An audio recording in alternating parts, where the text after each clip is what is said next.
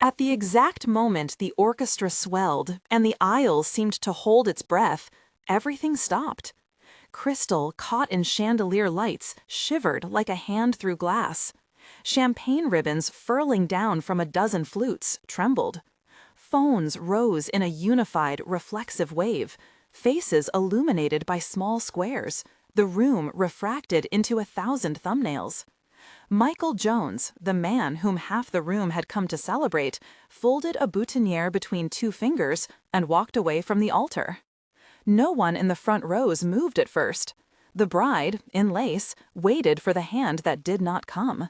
There was a small, licensed hush, like a reader turning a page mid-sentence. Then Michael turned, as if the moment required choreography, and pointed, not to his mother, not to the bridesmaid he had once called Consolation, but to someone seated near the back, a woman whose courier jacket was still zipped at the collar. Lena was not positioned for spectacle. She had slipped into the hall an hour earlier with a parcel, a stale croissant, and a scarf smelling faintly of diesel. She sat on the edge of a pew so the usher could notice her if the family needed help. Delivery patterns taught her attentiveness, not attention. Under the collar of her jacket, a pendant hung close to her throat, a small, oddly warm piece of hammered gold on a simple chain, the kind of thing a woman would keep on from baking dawn shifts into late deliveries. It had been given years ago by someone who had once trusted her with envelopes that smelled of old paper and cedar, an elderly patron named Evelyn Kestrel who had liked Lena's steadiness, and who, in the small quiet of the back room of a charity bake sale, had said once, "Keep this, not because it's worth anything, but because it will call you when the time is right." Michael's hand did not tremble at the dramatic pivot.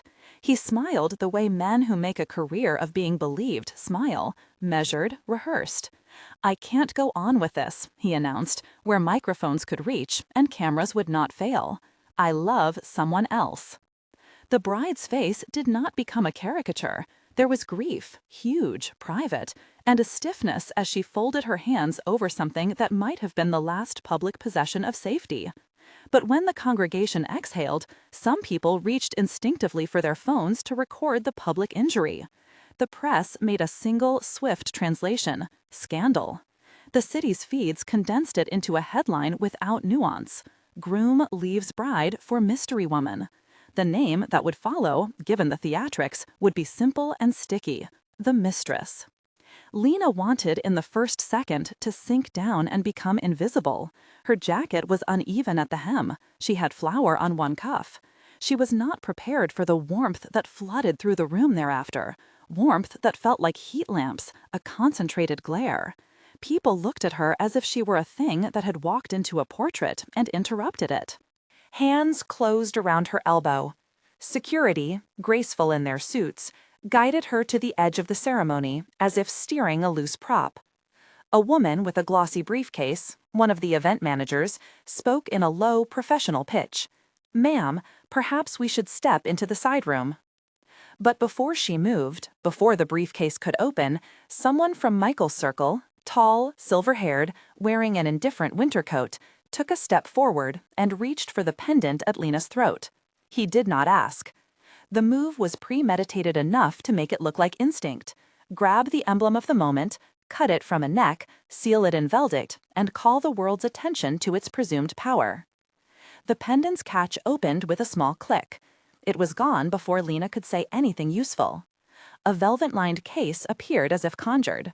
A photographer leaned in, click, and the pendant lay in the soft bed of the box, small as a stage prop and terrible in its intimacy.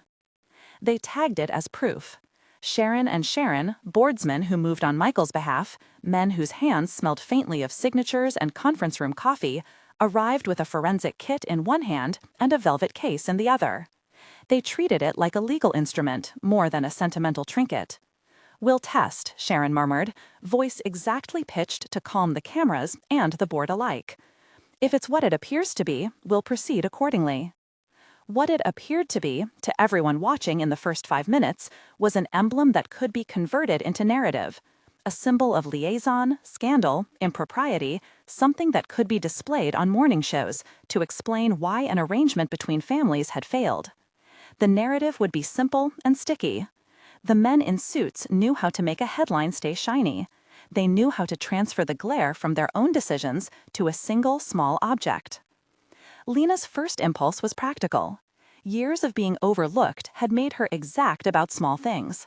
She reached into the inner pocket of her jacket and pulled out a battered notebook and, folded under the notebook's leather, a USB drive taped at the edges. The notebook was patchworked, names, ledger moments scrawled in a careful looping hand. The USB contained scans, photocopies of brittle documents Evelyn had given Lena to keep safe. Lena had no legal training, but she had learned to be a courier for people whose lives were cataloged in margins, wills, checklists, instructions for trustees who would not keep promises for long. The room was not interested in paper at first. Cameras wanted scandal. The men in suits wanted control.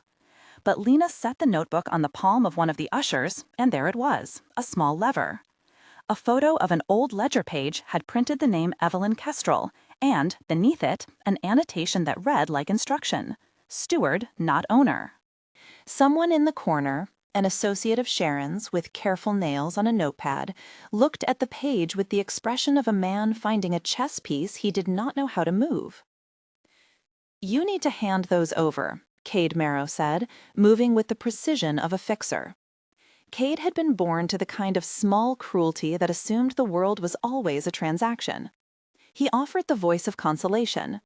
"We can make this easy. Sign a confidentiality agreement, accept a payment for the intrusion, and there's no need for spectacle." Cade's hand did not tremble. He placed an envelope on the side table, one of those fat, glossy envelopes that meant money, but also a boxed-off hunger. A hush-money offer, wrapped in silk.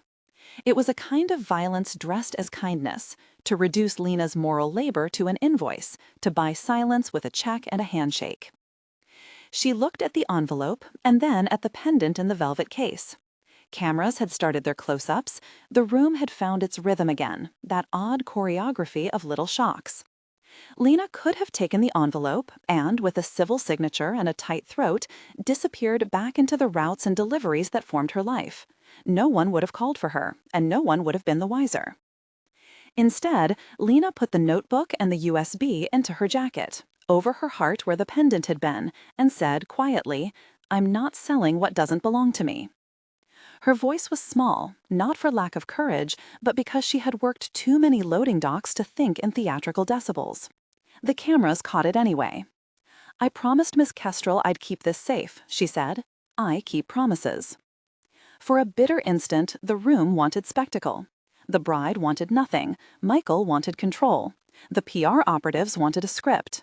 The only person who was not participating in the public calculus was the woman who kept a ledger in a not quite waterproof notebook. That refusal, practical, stubborn, almost crude in its ordinariness, became the other kind of headline. The feeds bifurcated. There were those who called Lena a gold digger and those who called her brave. Because modern outrage is always quick to name itself, hashtags folded over the first minutes like damming cloth. Hashtag Michael moves on trended for the hour. Hashtag Who is Lena followed, curious and hungry. The bridal party was shepherded offstage with more gentleness than the cameras implied.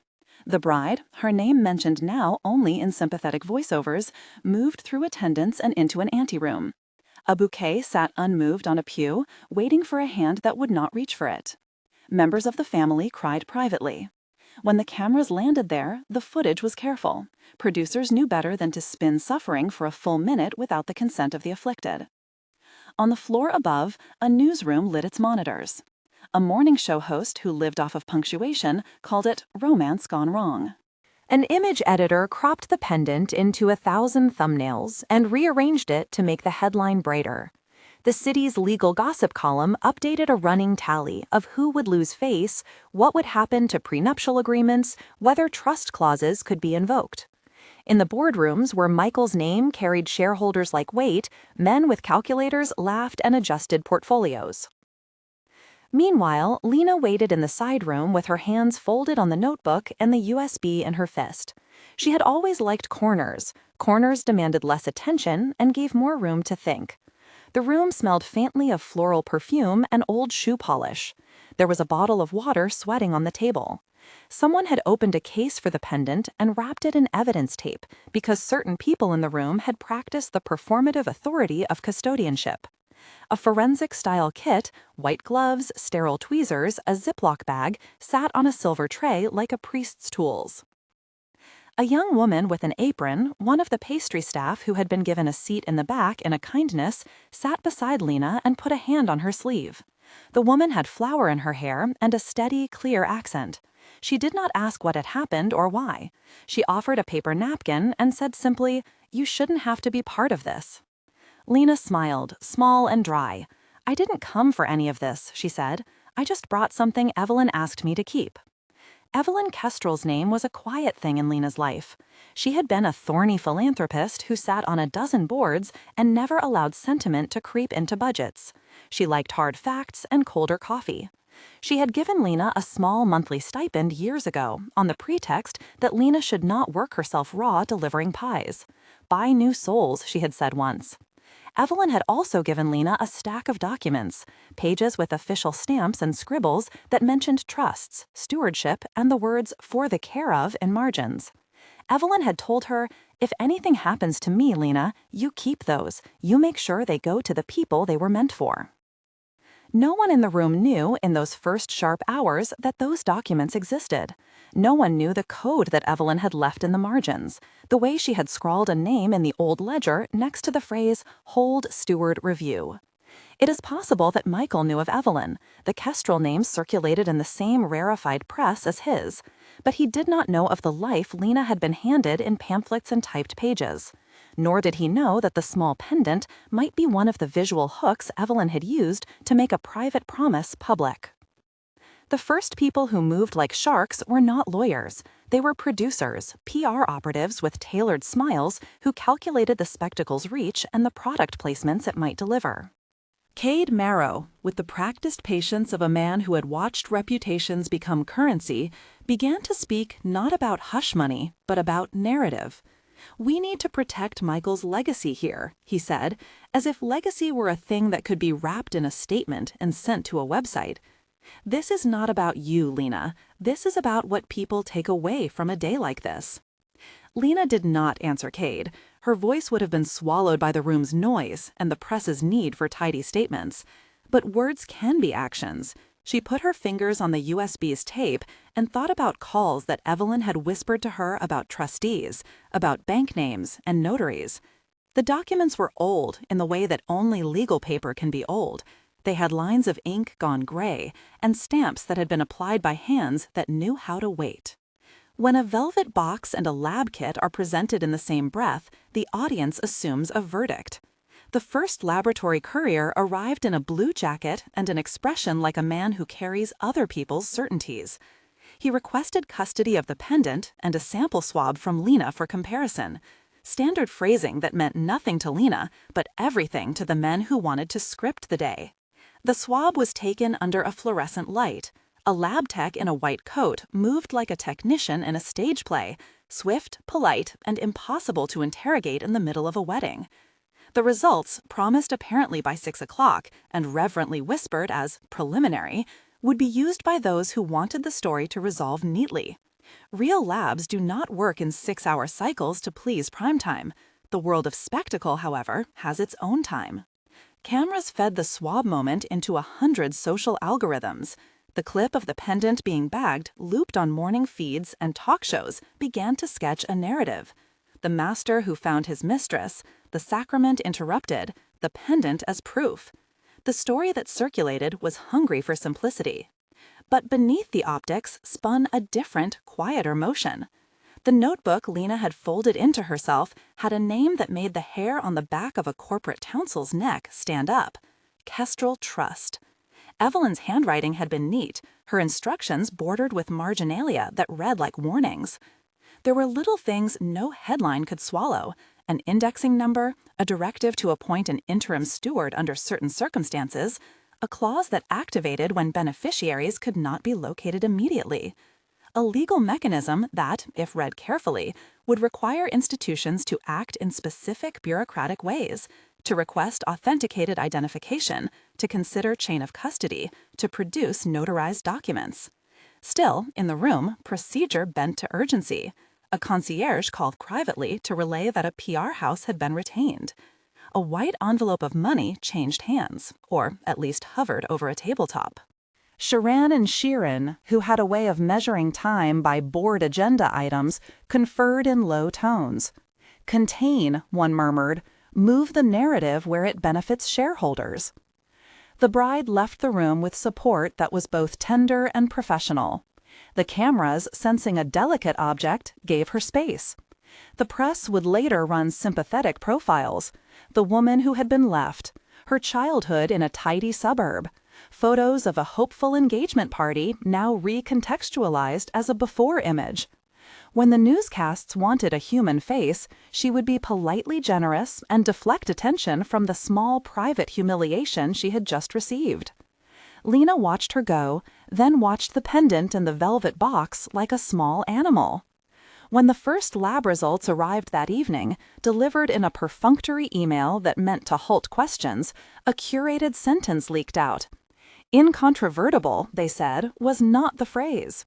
The lab's finding, distributed through a private channel, said that initial tests were inconclusive and that further analysis might take longer. That was not what Cade wanted. He wanted the world fed a reading that made Lena appear as opportunist rather than heir. Cade's solution, as his type often invents, was to shorten the distance between accusation and control. He produced a standard form of an NDA and offered Lena a number that would feel like a barrier erected between the truth and the public. The number glittered. He pushed the envelope forward and smiled, as one does when delivering an offer that is predatory in the guise of generosity. "Sign here," he said, "and we can all move on." The offer was not merely money, it was a seam of silence.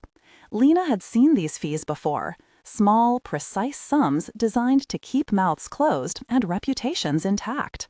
She had watched cornered people accept them because the math of life often demanded, in 1,000 small ways, that survival be prioritized. She thought of Evelyn's scrawled lines and the marginalia. She thought of the bakery woman who had offered her a hand and a napkin. She thought of the names she had kept in the notebook, a list of small charities, a clinic, a school scholarship fund. If the pendant was a lever, Evelyn's notes were a fulcrum. Lena had no illusions about the size of the battle she was stepping into. She knew only that the promises in that old ledger had been meant for other people, people who could not accept a new war for stability if it meant losing what little had been promised. "No," Lena said. It was not the roar of righteousness. It was a single word. Cade's smiles shortened, as if a string had been cut. Cameras caught the refusal, and a new kind of public fascination spread. Not that she had been chosen, but that she refused to capitulate. That night, the city's feeds blossomed with think pieces. Opinion anchors framed Lena's refusal as either moral clarity or foolishness, depending on which way their segment's advertiser leaned. Editorial writers speculated on kestrel connections. A photo of the pendant in its velvet box ran at the top of a gossip site, next to a headline that wanted to find theater in legal notation. The public had found its new favorite theater, the intersection of private loss and corporate strategy. At 2 a.m, a man with a quiet, lined face called a number Lena recognized from the margins of a ledger. His name was Reed. He did not arrive with cameras or envelopes. He arrived with a short, formal phone call and a professional calm that had nothing performative about it. He asked Lena if she had anywhere he could meet. His voice was measured, the voice of someone who had handled both the arithmetic of money and the fragility of people. Reed remembered Evelyn. Evelyn had had acquaintances in the right offices. She had liked men who were steady and remunerative. Reed had been one of the few people who had answered Evelyn's shorthand with an action that was not performative. He did not approach Lena with a hero's entrance. He came with names: forensic accountant, Swiss counsel, an ethics partner at an international law firm who cared for accuracy over show. "You don't have to do this alone," he told her, when at last they sat in the back of a diner that stayed open for reasons no one could remember. The neon sign hummed. The coffee tasted of metallic banks. Lena listened while Reed laid out, without flourish, what the ledger entries might mean. He did not promise triumph. He made it clear that banks were slow and law was slothful in the way that protected its own truth. We'll need to verify documents, put holds where we can, and, if warranted, serve subpoenas, he said. His words were not magic. He did not say, "We will get it back." He said, "We can start the work." Lena had expected a different kind of response in that moment: rage, a legal threat, an offer of a decently sized payment. Instead, she met practicalness, an arithmetic compassion. The posse of men who saw her as entertainment would have liked for Reed to be a punchline, another agent of the institutions that had always overlooked her. But Reed treated the matter like ledger work, like evidence to be marshaled, which suited Lena better than any sermon. Back at the venue, men in expensive coats were drafting statements that would be shipped to networks at dawn. A PR operative penned a narrative that made Michael's movement sound like choice with unfortunate timing. Sharon convened a late call with Sharon and several outside counsel. Their language was composed and clinical. Narrative control, Sharon typed into a secure line. We must isolate the physical evidence, secure intellectual property, and prepare for inevitable litigation. It was language that treated human beings as variables, but there was one thing in the scope of their plans that made them uneasy: the word trust. Kestrel trust, old, obscure, on the instant scans the corporations ran, came up like a fossil, a misfiled law that had been misplaced in the folders of existence. Reed, who had seen trust clauses before and knew their stabilizing power, asked for an inventory. He sent a quiet note that night to a forensic accountant he trusted, a woman who had a way of seeing wire transfers like cartographers read coastlines. Cameras did not capture the late-night email threads that decided the moment's future. They instead ran looped segments of the pendant being taken and the envelope being pushed. Feed-driven audiences devoured the simplicity.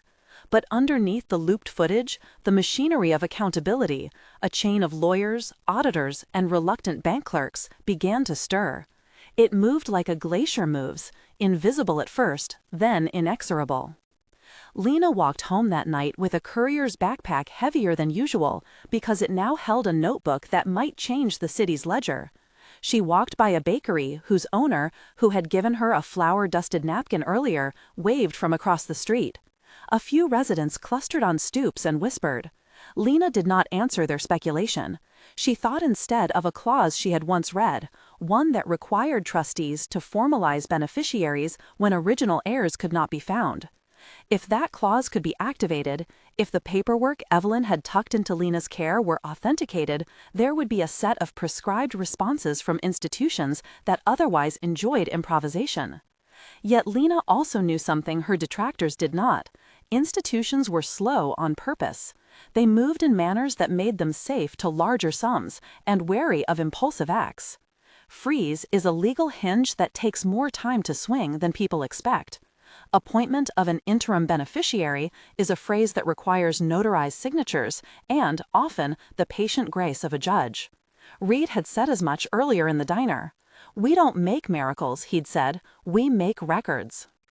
The city kept two clocks that night, one that spun scandals into consumption, and another that recorded the slow metabolism of law. Lena slept with the notebook under her pillow and, by habit, checked the pendant's empty place against the hollow of her collar. The pendant, now locked in a velvet-lined box with taped evidence and a security detail, felt removed from the person it had once been attached to. It felt like a symbol that others were eager to claim and that Lena had been given the duty to keep, from Evelyn, who had trusted her with things that looked small until they were not. The first wave of opposition took a familiar shape. Vast teams emerged in the hours after the wedding, legal counsel who preferred the convenience of containment, laboratories that promised cursory findings, and vendors who offered rapid analyses for a price that smelled of urgency rather than science. A lab report, ostensibly independent, arrived with a piping note that read like a curator's label, preliminary negative. It suggested that the pendant, once analyzed, did not match an expected set of verifiable marks. A note beneath it, in smaller font and almost parenthetical, suggested that a full review could change things. Cade took that note and made it a cudgel. He distributed talking points that turned the lab's caution into certainty and positioned Lena as the volatility in the story. Michael's publicist posted a statement, half 50 and half apology. Personal affairs are complex, it read, with a practiced sorrow that diluted responsibility into weather. But the ledger in Lena's jacket had more counters than the headlines had. The notebook's pages mentioned a notary in Geneva, a bank name that could not be pronounced easily on American air, and an instruction to hand the documents to a person with a steady hand when the need came. There was also a single, strange entry, an inked symbol that meant to a few who would look like a signature, and to most like a mark. It was the kind of detail that would matter more to the slow people than the loud ones. By day 3, the public question had morphed. The city's feeds had exhausted their appetite for shock. The talk shows began to make room for procedure. People asked, online, if a pendant could change the distribution of a fortune. A columnist wrote about spectacle and precedent in the same paragraph. The bride's face became a dignified portrait in the margins. A person singularly harmed, represented sympathetically by the networks, and quietly assisted by people who did not need cameras. It was in that shifting of appetite, from spectacle to paperwork, that Reed's phone began to fill. He convened, with an economy that startled Lena, a small team. A forensic accountant who could translate wire ledgers into human consequences, a former compliance officer for a Swiss bank who understood how offshore custodians reacted to a plausible claim, and a lab manager who had, once, refused to let a rushing PR operative dictate a report's timeline. They met in a small conference space that smelled faintly of lemon oil and recycled coffee. Reed put Lena in the center of the room, not as exhibit, but as witness. He did not pretend the legal gears would grind quickly.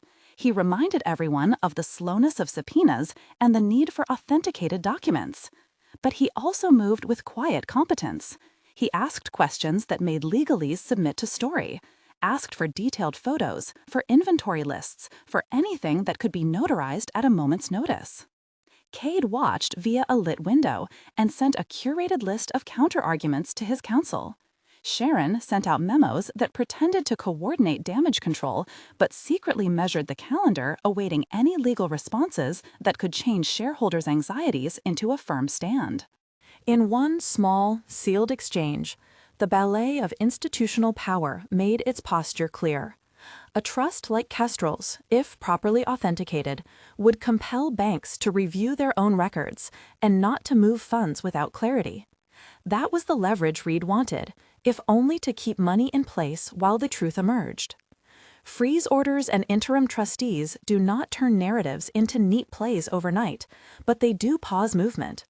They let time do what public applause cannot, let evidence accumulate. The first subpoena requisites were drafted that night. They were a particular kind of music, careful, sterile, full of citations and dates. Reed did not say, "We will win." He said, "We will build a record." When the subpoenas began to circulate the next week, the story's tempo slowed in a way that resembled a city taking a breath it had not planned on. The cable shows needed new scripts. Sharon's memos became longer and less certain. Cade moved like a man whose fingers were finally closing on a rope that was not connected to a result. Lena, meanwhile, returned to her shifts and to the rhythm of a life that had given her a certain kind of armor. She made early morning drop-offs, bread, flowers, documents, each with the steady patience of a person who understood that a small promise kept day to day became, over time, a weight that institutions could not easily ignore. She kept the notebook at home, the USB in a sock drawer. She resisted theater. She also felt the small, stubborn power of being a carrier of something that had rules. Those rules could, if respected, compel larger actors to move with inconvenient honesty.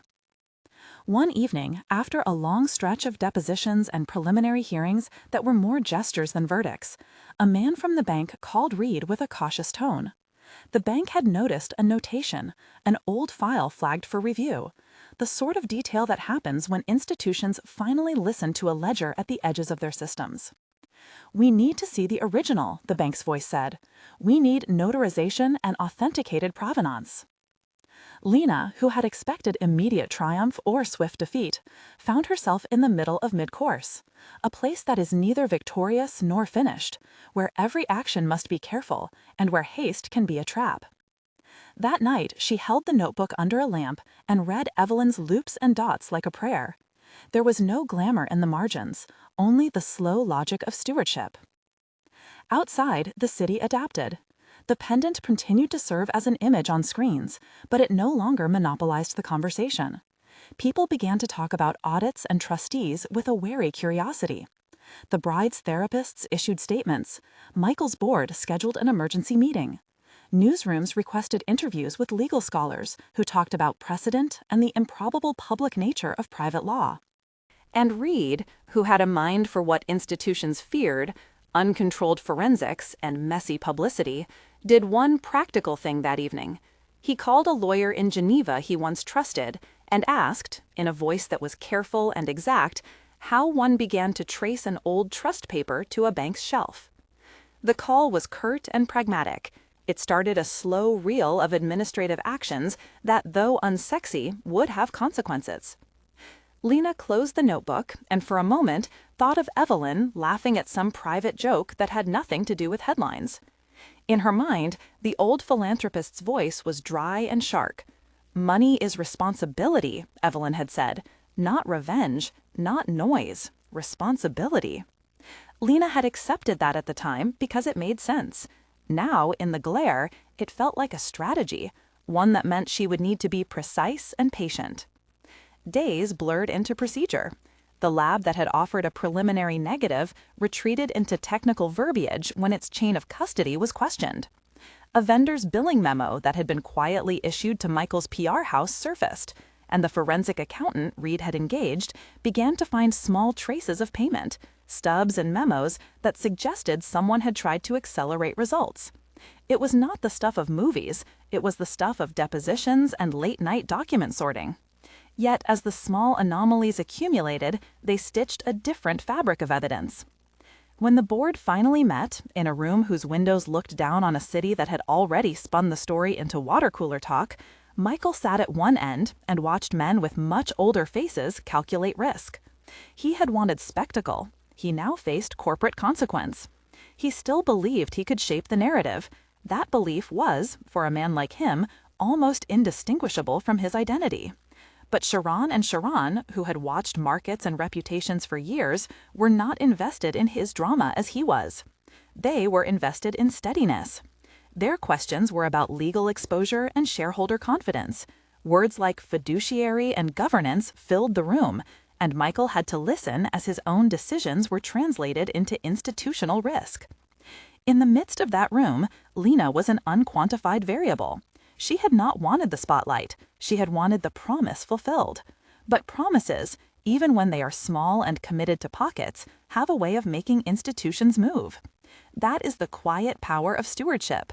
A scrapped note in a little ledger can, if believed, force a bank to do something it would not have otherwise. Men who played with headlines for fun had not anticipated this sort of recoil. By the time Reed sent a terse note announcing that he had filed for a preliminary preservation order on several accounts, language technical enough to sound like action but not a promise of outcome, the rolling sensation of the city had decelerated into an anxious patience. The story would continue on screens and within courtroom walls. People would still come to form opinions. Some would side with the spectacle, some with the slow weight of law. Lena, standing at dawn in a neighborhood bakery to pick up parcels before a delivery run, felt the pendant's absence as physically as the cool morning air. The bakery woman pressed a bag into her hands with a conspiratorial smile and said, "You did the right thing." Lena wanted to say it was not about right or wrong, but about fidelity to an old woman's instructions.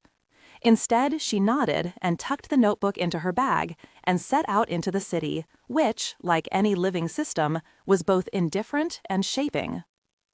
She had not yet won anything. She had, however, made a decision that would require more than stubbornness. It would require documents, patience, and allies who knew how to move methodically in a world that preferred drama to dusty facts. As she threaded past delivery vans and early commuters, she felt the odd and new sensation of having been made visible and of carrying something that might force larger institutions to be accountable. It was not a victory, it was an opening. At the end of that first week, the cameras had new material: a board meeting excerpt, an intercepted memo, a solemn face in a public apology that tried to sound like confession and policy simultaneously. But in the quieter rooms, an accountant's office, a Geneva solicitor's inbox, a small conference room where Reed and his team were beginning to map a legal timeline, another story was being outlined. In those places, people who understood how patience intersects with procedure were beginning to assemble a case not for revenge but for stewardship. They would move next, Reed said in a voice that was not loud but carried certainty, to trace the trust through official ledgers, to demand authenticated copies, and to make sure assets could not disappear while the truth took its time. He warned Lena, repeatedly, that the process would not be swift, that the press might grow impatient, and that there would be temptations to perform rather than to prove. Lena listened. She had no interest in the applause that came from spectacle. She wanted the paper that would compel a bank to recognize beneficiaries. She also understood, more acutely now than she had at 18, that the world would try to buy her silence until she agreed to be small again. But she had inherited a kind of stubbornness from Evelyn. The old woman had been precise in her cruelty. Money was a duty disguised as freedom. A week in, Reed arrived at Lena's apartment with a folder thick enough to feel like a weight. "We've started," he said, placing it on her table. "We've started." Reed's voice was small enough to fit on the little kitchen table and large enough to make the folder beside it heavy. He slid the manila across Lena's worn laminate like a sheath. Inside, labeled copies, notarized affidavits, an index that read like a map. Reed had already begun to stitch the loose edges of Evelyn Kestrel's life into threads that institutions might reluctantly follow. The room smelled of reheated coffee and paper. Outside, a city moved on with its private cruelties. Inside, someone had decided to be slow in the way that made law plausible. The next days measured themselves in appointments. Reed convened people who knew how to read ledgers as if they were biographies. Mara, a forensic accountant whose hands had the tired steadiness of someone who had watched money do what people would not, opened wire histories with a patience that felt almost devotional. Jonas, a Geneva counsel whose voice bore a trace of continental reserve, measured the vocabulary of Swiss compliance and reminded Lena that banks were designed to ask for proofs and then ask for proof of the proofs. Priya, a lab manager with a scarf in the winter cut and the intolerance every good scientist had for hurry, read the lab memo from the wedding night and pronounced, in 2 words that felt like a verdict and a promise, "chain broken." None of them promised certainty. Reed reminded Lena of that bluntly, over and over. Process has time, and time has habits. "We are not gambling on headlines," he said. "We are making a record." That record began to take shape like a slow river, collecting small, unsuspected things. The first concrete turn came from a clerk who had been careless enough to keep details in a place where people like Mara could find them. Thomas, an accounting assistant at a vendor who had done the rapid analysis, sat across from Mara in an interview room that smelled of lemon cleaner and regret. He had a leash of wire memos that only someone who did not expect to be asked for receipts would keep. "I was told to expedite," he said, tapping a printout. "The line item, vendor services, it was credited to a firm called Blue Kine, but the payment chain goes back through a shell that we were told to treat as confidential client billing. I filled the memo the way I was told." Mara's pen stopped. She had been trained to read evasions as patterns. The payment did not vanish. It revealed itself in the way a tide shows the rib cage of a shipwreck, an intermediary company, a routing instruction, a note in courier metadata that said urgent PR. The sum was not small by Lena standards. It was large enough to make a rushed lab result look like an investment in a story rather than an impartial service. Parallel threads tightened. The forensic lab's own records, Priya insisted on seeing them, had holes. A courier manifest bore a stamped time that did not match the CCTV in the external loading bay. Sample bags had inconsistent seals. A technician's log showed an initial swab logged as control that later became subject. Priya's brow folded through that report, and she said simply, "Someone shortened the process to make a narrative fit." Her voice was not cruel. It was a scientist's disappointment. Those small inconsistencies multiplied into subpoenas. Reed's team sent them with a precision designed to make evasions visible. The court clerk's stamp felt like an incantation. Documents were formally requested, bank records were to be produced, vendor contracts had to be turned up with their redactions intact. The effect was embarrassingly practical. Where spectacle had been ephemeral, a subpoena forced a response on paper, and paper is where denial is worst dressed. The media cycle, which thrives on surface, slowed in the face of documents. For a week, the news feeds tried to fill space with personality pieces. Gentle looks at the bride, salty takes on Michael's charisma, amateur psychoanalysis of Lena's motives. But then, the cables were handed a different kind of program. An internal email from a PR consultancy that read, in corporate euphemism, as an instruction. Accelerate narrative placement. Client funds approved for urgent vendor engagement, it read.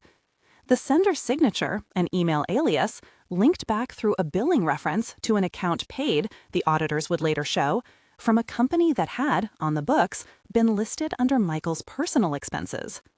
When Reed put that printout in front of Lena, she did not look surprised.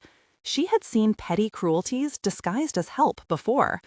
What she did not expect was the way the evidence, accumulated and dry, could change how men who had practiced immunity thought about jeopardy. The board that had once insulated Michael found itself on the horns of balance sheets and exposure. Sharon, who had the practical patience of someone who watched portfolios over decades, asked for a special review. Sharon, more politically attuned, requested independent counsel.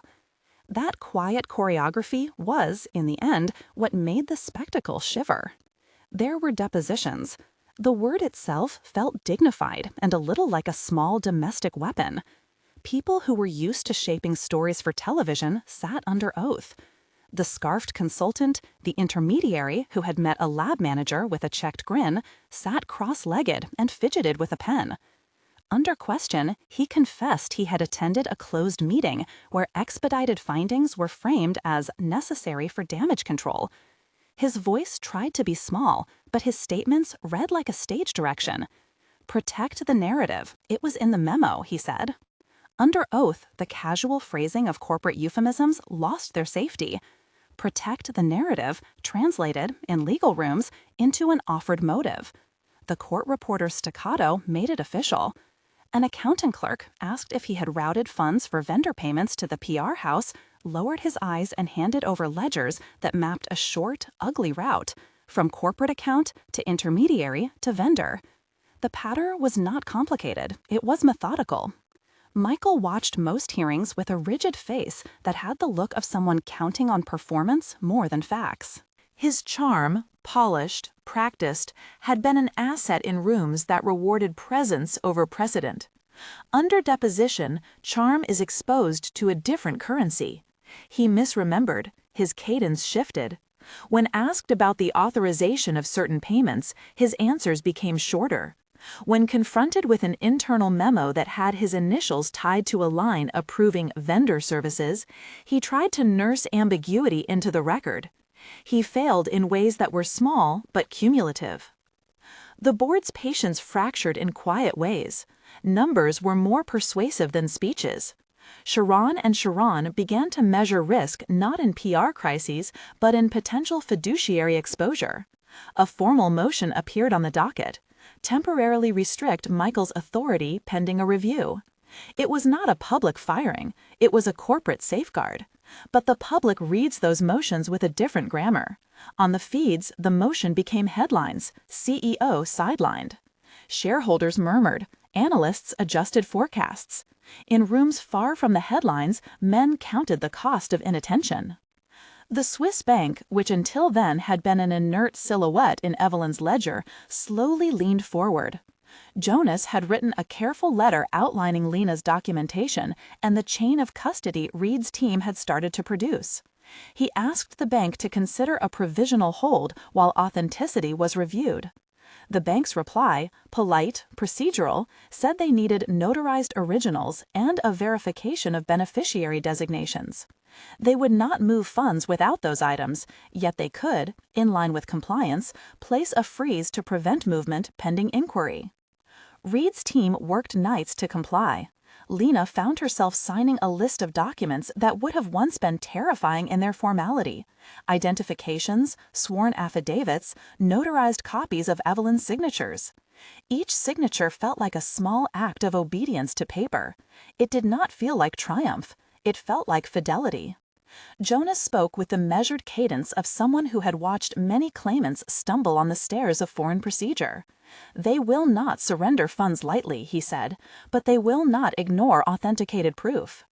There was, at the same time, a human thread that the legal diagrams could not capture. The bride, who had retreated from the public lens, chose to do something that surprised a few who had expected bitterness. She wrote a letter to Lena, not long, not theatrical. In it, she expressed the privacies of humiliation and a gratitude that lived awkwardly between apology and friendship. "I do not know what has happened," she wrote, "but I know what it feels like to have something taken from you in public. If there is any way I can help, by speaking to the press or by stepping aside, tell me." Lena read the letter in a small hallway of the law office, the paper trembling slightly. She folded it and put it in the notebook where Evelyn's loops had lived for years. There are victories that feel private.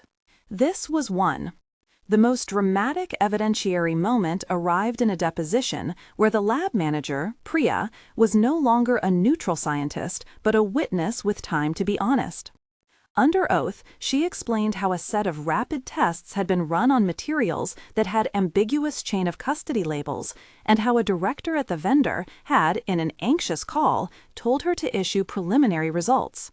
The preliminary result, she said, was insufficient for any credible determination. She also produced the internal email trail in which the director had been told to move the finding to press by evening. The curator language of PR and the bluntness of the email, move to press, sat on the transcript like a confession.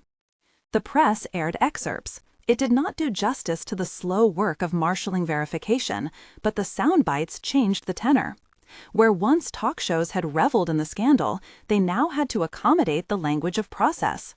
Columnists who had once promised a moral arc now quoted sworn testimony. The public's appetite morphed again.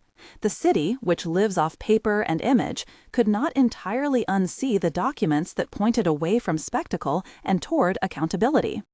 The structural consequences followed. The board convened and debated in a room that smelled of recycled air and the faint musk of old money. Legal exposure was weighed against the reputational calculus. Shareholder risk and regulatory inquiries were laid out like instruments on a surgeon's table. Under this pressure, Sharon moved. His language was precise. Recommend temporary relinquishment of executive decision-making authority. Appoint an independent committee to oversee governance. Request restitution of any company funds identified in the audit. Sharon added sentences about restoring confidence. Michael, who had wanted the story to be about desire and not about policy, found himself in a corporate room that had neither applause nor forgiveness.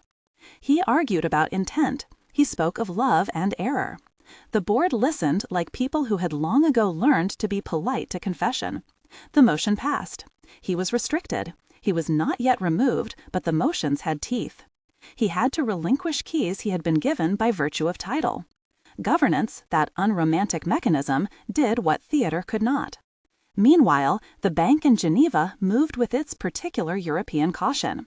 They placed a provisional hold on accounts that were tied to the Kestrel name and requested authenticated, notarized originals of Evelyn's trust instructions. Jonas filed the notarizations Reed's team prepared. The bank then wrote, in a letter that Jonas read to Lena word for word, that they recognize an incoming claim and had provisionally placed the assets under an internal custodian measure pending final judicial determination. That phrasing was the pragmatic equivalent of being heard. It stopped movement. It did not guarantee transfer. It did, at least, stop disappearance. The press labeled it a win. Lena felt something less showy, a marginal victory that would require ongoing attention. A hold is not ownership. A provisional custodian is not a throne. It is an administrative pause that all but forces the main players to prove their honesty. Even as institutions acted, the antagonists tried to fog. Cade continued, in private, to offer settlements and NDAs. He called Lena with the old velvet pitch: take comfort, sign, and get back to work. He framed it as compassion. We can make this simple, he said. We can make your life easier. But those gestured comforts had been exposed by paper. They looked smaller now. When he aired the offer, Reed's response was a simple legalese. Any offer must be disclosed. The law had ways to make secrecy a problem. He placed the offers on the record. The gesture of an envelope no longer had the note of finality it once implied. As the matter settled into a slower rhythm, Lena's choices sharpened into intent. She could have taken a settlement and retreated. Her life before Evelyn had been honest and lean. The stipend Evelyn had given was not a life of opulence, but a trust of obligations. The difference between revenge and stewardship became practical. Revenge would channel funds into a single spectacular act. Stewardship would repurpose them into institutions that carried benefits beyond one headline. Lena chose stewardship. The process of founding a structure meant compromise and legal precision. Reed insisted on an independent board made up of community figures and checks that required outside audits. They wrote bylaws with the language of transparency: independent audits, public reporting, a requirement that no single individual make unilateral decisions about funds. Lena insisted that beneficiaries would be the clinics and scholarships Evelyn had named. She added one more thing. The bakery woman, who had been a small anchor in the early hours of her life, would be the cultural advisor to the Foundation's community initiatives. They disagreed about minutiae: how much discretionary fund a director could allocate without a quorum, whether scholarships should be means-tested with local administrators. But in those disagreements lay the humility of governance. Lena preferred modest mechanisms that would require the Foundation to earn trust rather than command attention. I do not want to be a celebrity philanthropist, she told Reed. I want to be someone who is honest about what needs work. The first public acts were careful. The Foundation announced, in a press release that Reed had pared down to a single plain paragraph, that an interim advisory board had been appointed to oversee Kestrel-related disbursements while judicial processes continued. The language was not triumphant. It was procedural, but it had consequences. Charities that had been promised support received measured payments to continue operations pending final settlement. Clinics that had been awaiting a promised grant were paid enough to keep a physician on staff for the month. Scholarships were seeded with sums that made administrators breathe more easily. There were internal fights, quietly fought. Some in Lena's orbit wanted to make a spectacle of restitution, a press-heavy opening, a marquee name. Lena refused. The bakery woman argued for small ceremonies, for a plaque that honored Evelyn's practical care. Lena agreed. The clinic openings were low-key. They were children's rooms that smelled of paint and disinfection. They were ribbon cuttings that involved local nurses, not celebrities. Cameras came, as they always do, but the choreography was managed to privilege healing over headline. Michael's fall was not cinematic. He did not meet a dramatic, televised deposition where his empire crashed publicly. Instead, boards and council mediated consequences.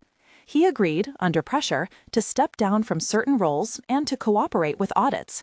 His public reputation diminished. His private legal exposure remained a matter of ongoing filings.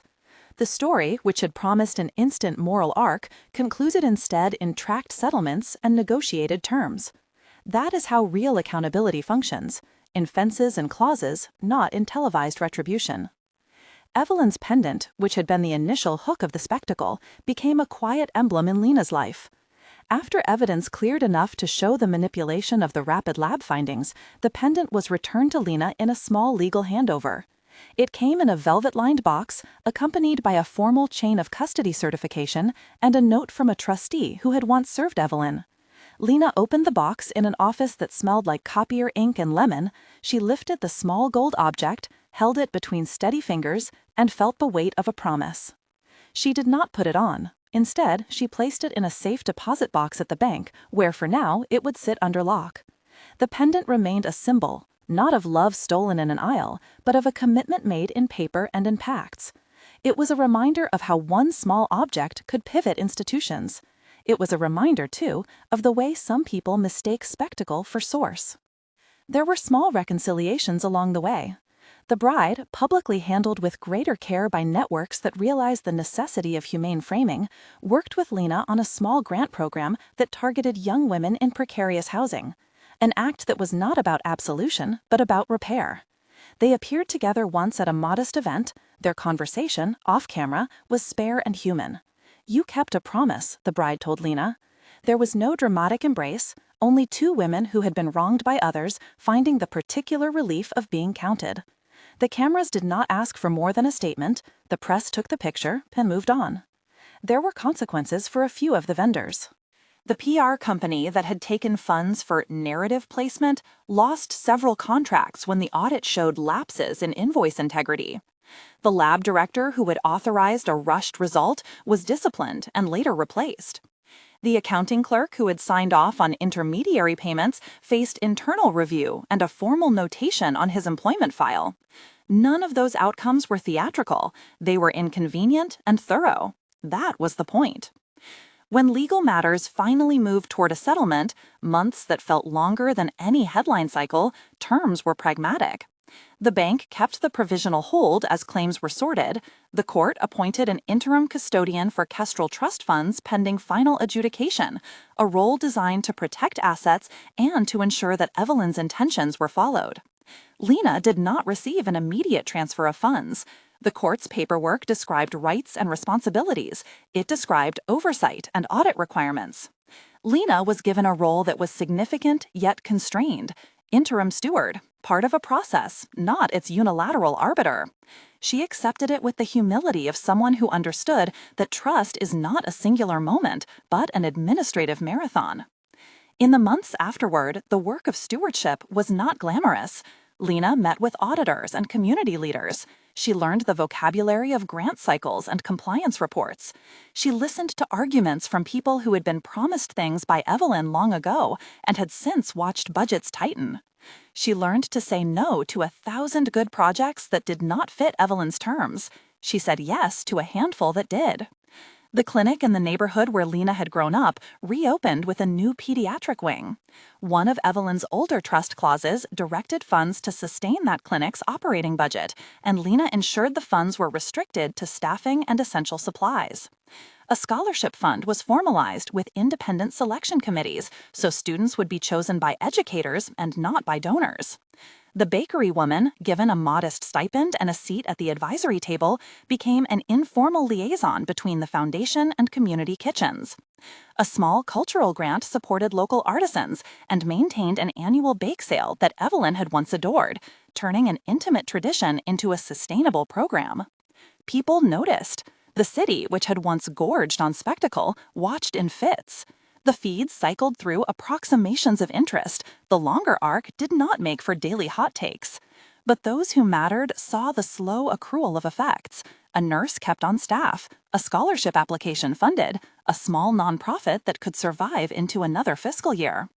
The invisible work of money having been redirected seemed to Lena like a measurable justice. She did not become a public crusader. She continued to drive routes at dawn most mornings, not because she did not have other options, but because the cadence of those runs grounded her. She would pick up a crate of buns and deliver it to the clinic they had helped fund, and she would open doorways that a paper ledger could not, listening to nurses and residents with an attention greater than many institutional reports could guarantee. There were moments of private satisfaction. A child in the clinic who had been sent home for lack of medicine now had a small bottle on the shelf. A scholarship recipient sent a letter about graduating and about how a single grant had kept them in a program that led to a steady job. Those letters were Lena's real headlines. The pendant rested in a velvet case in a lockbox that had a bank stamp and a log of signatures. Lena would take it out sometimes and run a thumb over it. She thought of Evelyn, the blunt sentences, the clipped laughter. She thought of Reed's sober way of reminding her that institutions are both remedy and restraint. She thought, sometimes, of Michael and the way charisma can be used like a cloak. His moment of abandonment, alleyway theater, had become to him the defining image he had intended. He had not known he was stepping into a procedural net that, while not immediate, could constrain him in ways he had not considered. That was the inversion. Spectacle had been his tool, paper had been his undoing. In a quiet office that the foundation kept modestly furnished, Lena placed a small, signatory rule on the wall, a framed line from one of Evelyn's notes that said simply, "Money is responsibility." It read like a credo and like a warning. She held meetings where she listened more than she spoke. She resisted the kind of grand rhetoric that inflates into platform and preferred the language of receipts and reports. She appointed a governance committee and insisted on independent auditors from the start. She built procedures that would take potential mischief and make it tedious. If deterrent is sometimes boring, deterrence is also useful. Months turned into a year. The legal filings wound down into settlements that allocated funds to the purposes Evelyn had intended. Michael remained a man of public interest, but reduced private power. Cade's reach shrank to the space a man can occupy after contracts are rescinded. The city went on, as cities do, forever fascinated by the next quick spark. The last scene that mattered was quiet and ordinary. Lena stood in the morning haze outside a clinic where a modest sign had been installed, Kestrel Community Health, and watched a child dash in, shoelaces flapping. A nurse waved. A bakery woman stood on the stoop handing out small loaves to families with a conspiratorial joy. An elderly volunteer who had once worked with Evelyn asked Lena for a moment, pressed a hand, and said, "You kept something that mattered." Lena looked at the pendant in her palm. She did not wear it at the ribbon cutting. She did not want a talisman worn at a ceremony. She wanted it to be a reminder. She placed the pendant back in its velvet bed, and, as the volunteer clapped and cameras rolled, carefully managed, not for spectacle but for record, she thought of the aisle where everything had changed. What had begun as a public abandonment had been, for a moment, a scandal worthy of gossip. What it became under paperwork and patience was a redistribution of promise. Men had tried to convert spectacle into ownership. Institutions, when pressed by documents, moved with an awkward integrity. Lena had been chosen at an altar, and, by refusing to sell what had been entrusted to her, became a steward. She had wielded the right kind of power, the kind that insists on transparency, on checks, on community voices. She had made tiny, stubborn choices that turned a private bequest into a public infrastructure.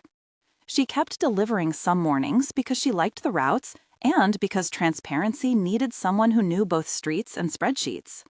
She kept the velvet box in the bank and her notebook under a small lamp in the apartment. Once a month, she met with the bakery woman and a small oversight committee in a room that smelled of sugar and printed agendas. They would review a grant or a scholarship application, and sometimes, when they could afford it, share coffee and pastries. The work was not an arc of glory. It was a lineage of careful, dull virtue. In the end, Lena's life had changed in ways both large and modest. She had not sought notoriety. She had not sought revenge. She had only honored a promise. That choice made institutions bend, slowly but genuinely. It made a city that loves showmanship look at its ledgers and wonder which stories had been bought. On a late afternoon, long after headlines had cooled and depositions had been archived, Lena walked past the chapel where the wedding had ended and nodded at a window that caught the light like a promise. Someone in the lobby was arranging a small bake sale for a neighborhood cause. The pendant in its velvet bed had lost the power to be a scandal and gained the quieter power of a reminder. Inside Lena, the record of tiny acts, deliveries, ledger entries, careful signatures felt like the true inheritance. If anyone asked, she would have said she only did what she had been asked to do, keep a promise. That was, in its own way, a radical act. The man who had made the choice at the altar had not known the consequence of his theatrics, that a courier could, by refusing to sell silence, become the steward of obligations far greater than any personal romance. A small camera, there are always a few around, caught Lena that day handing a loaf to a child who had come in for a vaccination. The picture ran on a small civic blog with a headline that read, not with scandal, but with a plainness that suited her: "Stewardship over spectacle." The comments, for once, were thoughtful. The pendant remained in its safe place, a tiny object with a large provenance. The city adapted. A clinic kept its doors open. Scholarships carried students through semesters. A bakery woman had a voice at the table. A man who had learned to think style over substance found the inconvenient truth of procedure closing in. Lena unlocked her bike, slinged a bag of parcels onto a crate, and pedaled toward the river. Dawn would come again. The ledger, the notebook with Evelyn's notes, would sit on the foundation's modest shelf, open to marginalia that read now like the outline of a life spent in careful intention. Outside the windows, the city shuddered and continued, as always, hungry for the quick note. Inside the rooms that mattered, money followed rules and promises were honored. If anyone wanted the final line in the story that began with a wedding aisle and a pendant, they could have written it in a dozen ways. The cleanest would be this: he left her for a mistress just hours before the vows, unaware that the woman he thought he had exposed carried the evidence that would compel institutions to correct old promises. She did not take revenge. She took responsibility. If you want to follow how promises and institutions keep one another honest, stay with stories like this, where small objects, patient people, and routine procedures quietly change lives. And if you'd like to see more, follow along. The real work rarely shouts.